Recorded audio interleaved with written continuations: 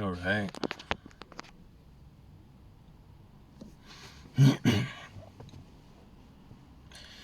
So, are you, in your experience, actively creating an identity? Maybe an identity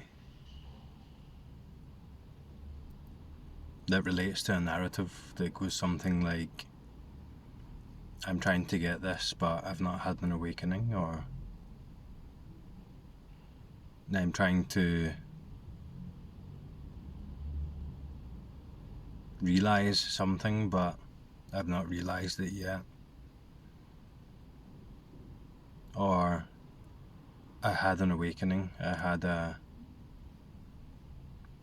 moment or a number of moments of clarity which then subsided, and I'm trying to get back there.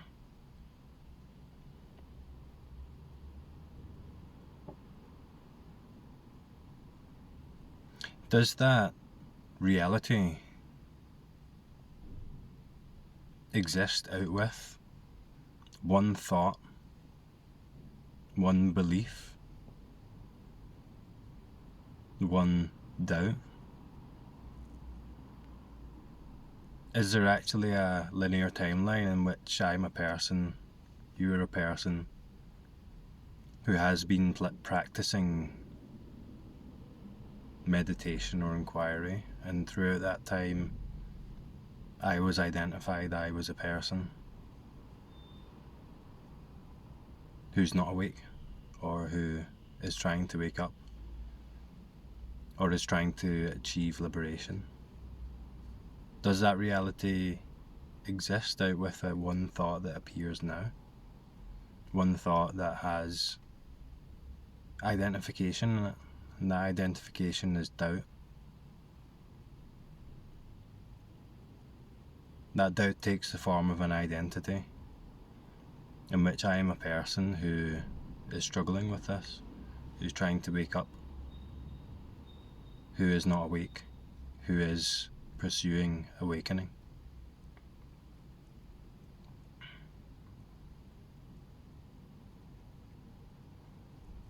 Could it be that that one thought creates the illusion of time, creates the illusion of a memory of life, the memory of that character with its story about not being awake? Isn't it mad how that whole continuity, that whole timeline appears and seems real as one thought right now? One thought with a feeling in it, a feeling of doubt and belief. The belief in a story about me and how I relate to this awakening process.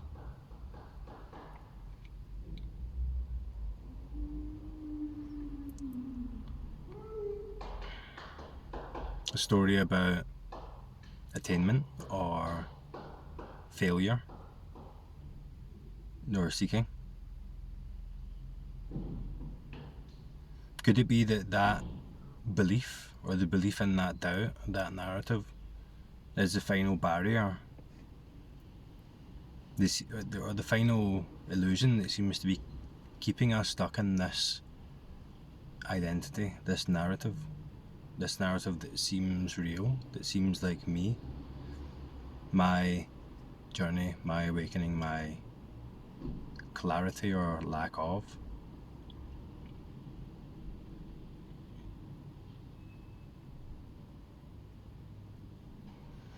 Is it really necessary to qualify experience with thoughts or confirmation?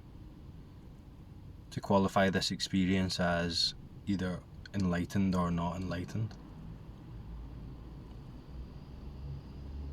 What is it that makes this immediate experience seem like not the right one? Like an experience owned by me, this character, and this character, me, I am not awake, or I'm trying to get it, or I had it once but I lost it.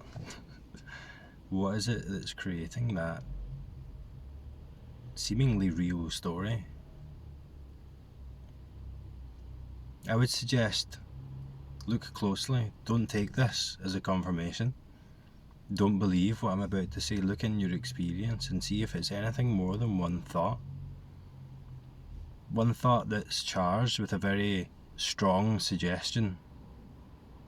In that suggestion is the illusion of time continuity, the illusion of identity, of identification with the absence of something from this experience, as I relate to it as an individual me, as a separate character.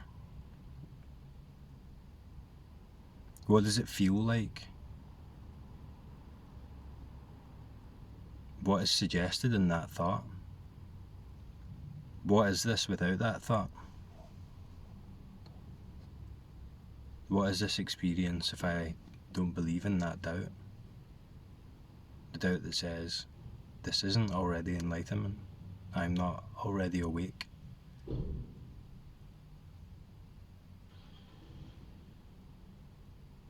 In this immediate experience, is there any need for the I that has to be awake or not awake? Or is it just as it is? I or no I, doesn't matter. Because as soon as we jump on that thought bandwagon, it really starts seeming like I am a me trying to wake up. Or I am a me that had an awakening experience and now that experience is gone, or something about this experience is obscured. There's something else here that I don't have access to, that's not here, and I need to get it, because all of it's here. What's making it seem like this isn't already liberation, that this isn't already enlightenment, is an act of doing, an act of creation, a reconfirmation of an illusory character, of an identity, and the qualities of that personal identity as it relates to this awakening process.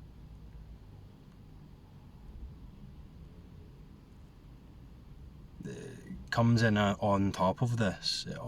The thought, the belief, the identity augments itself on top of this immediate experience, let's say. It complexifies this experience, it labels this experience as something that the mind isn't even clear on what that is. It isn't even clear on what it is that's making this experience unenlightened. And you hear non-dual speakers say all the time the mind can't be clear on what enlightenment is. It's not even clear on what it's not.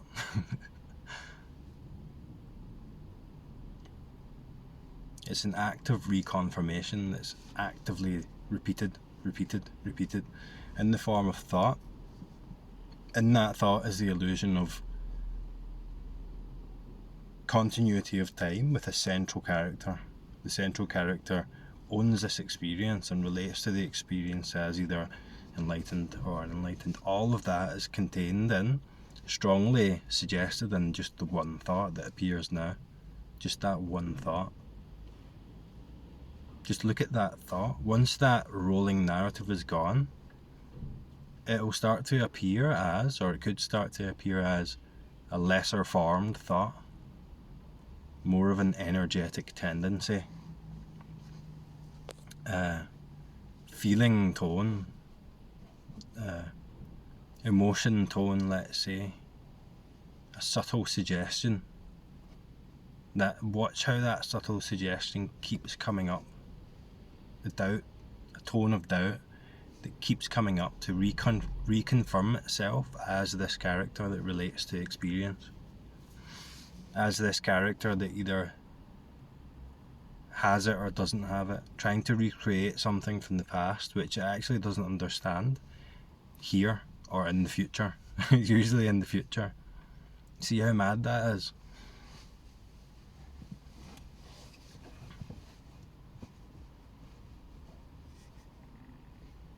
Awakeness doesn't need a character, a thought character at the centre of it to confirm it as awakeness. It's awakeness anyway.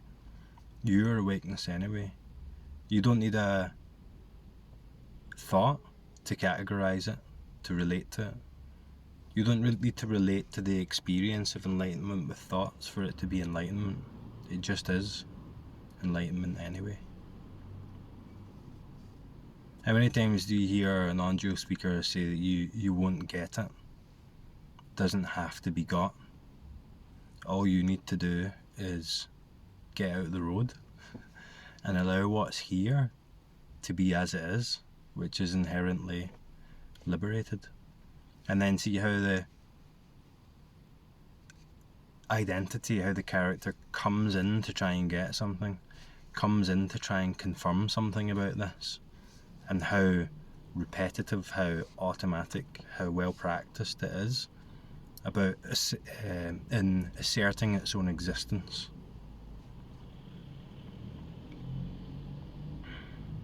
Reconfirming itself.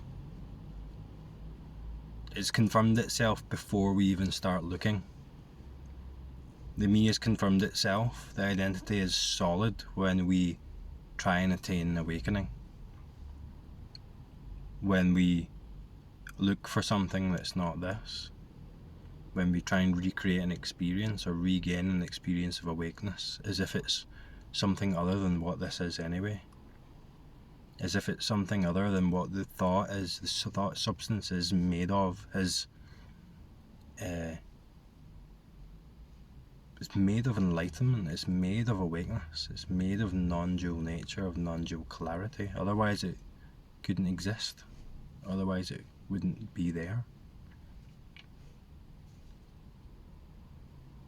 And if it's not there, that doesn't mean that this experience is more awake than if it is there. It's just a matter of paradoxical. It's just a matter of clear seeing. Some tendency there, repetitive tendency, repetitive active reconfirmation of something in its reality, something that seems real, is seen for what it is, which is just a suggestion, a thought suggestion, a pattern, a process that's repeating itself and suggesting, I am this, I am that. I am not this, I am not that. I'm trying to attain this, I'm trying to attain that. This is about clear seeing. And when we don't, let's say, just it's hard to talk about this, when we don't see the position that we're moving forward from, then we're going to be looking from that position, looking from that identity. We've missed it.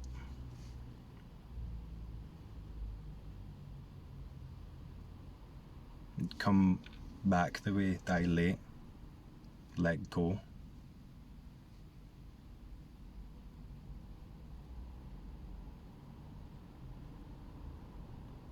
Come to this as it is.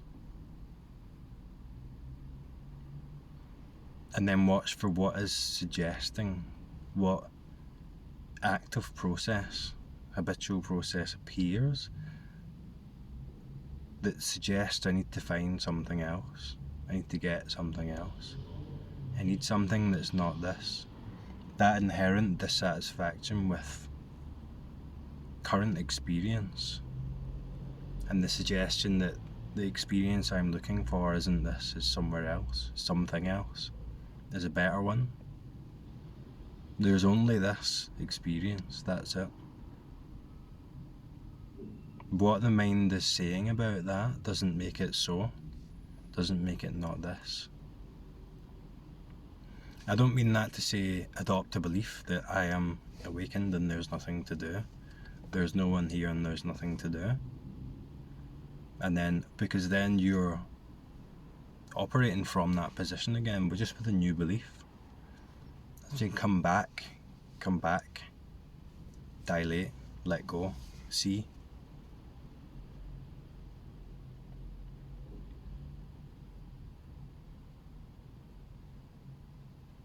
So for those of you that have recently let go of that pattern or seen through that pattern in its reality, and let's say have had this awakening, let's say, I'm talking about it as an event in time, it is not, but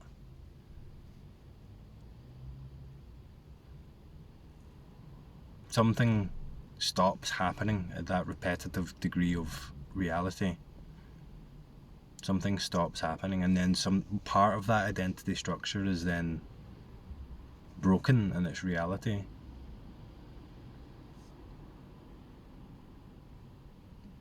Its reality is clearer, it's more quiet, less complicated. You realise what you were looking for is yourself, what was here anyway, and it's not somewhere else.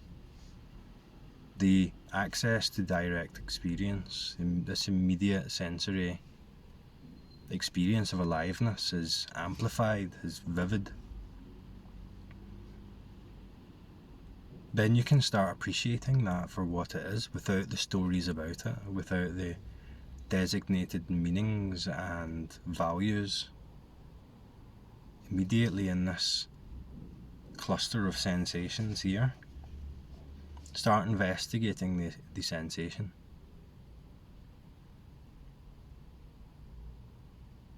See if there's any limit to it. See if there's actually any separation there. See if there is a me here, separate from the rest of this appearance, central to it, moving through it as something separate. See if there is something there, if we don't use thought or just assume or just suggest that, yes, I am a separate body, I am here and that's over there. I am hearing from here and that's over there. Go right into the sensation without expectation or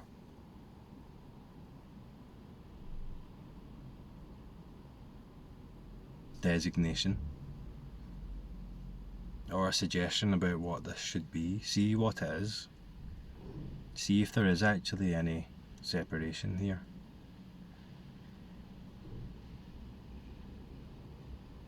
See if there is a limit here to me in the senses, in the sensation, in the appearance, in the sound. See if there is an awareness separate from it that's perceiving it.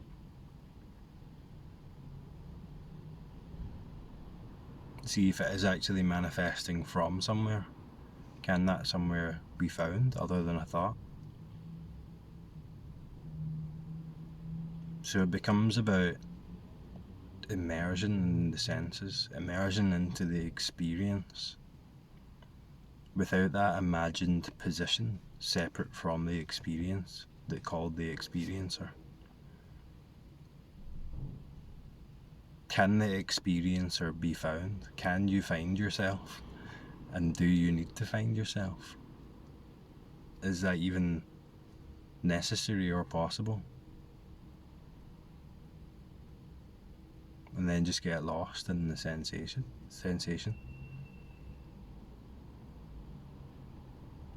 Anyway, that'll do it for now. Talk to you next time.